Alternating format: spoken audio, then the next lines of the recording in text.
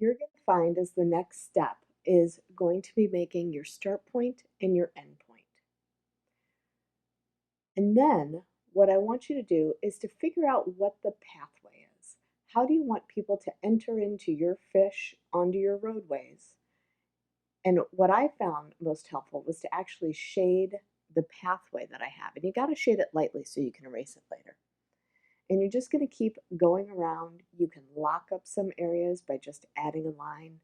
You can open up areas by erasing and connecting two lines, and just keep adding to the shape and the pathway that they're going to go ahead and find.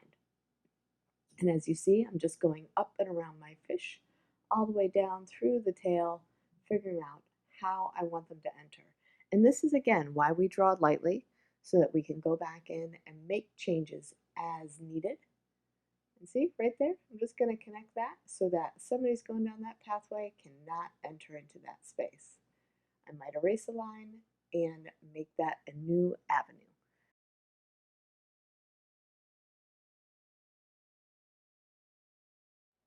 I will say that I tried many different ways to design this maze.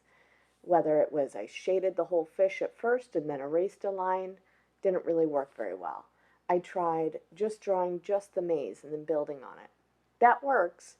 It wasn't what I wanted. So if you have a different solution for finding your maze, by all means, this is what creativity is, finding a different solution to a problem. And the problem that we've created is creating a maze of a fish. That's the problem statement.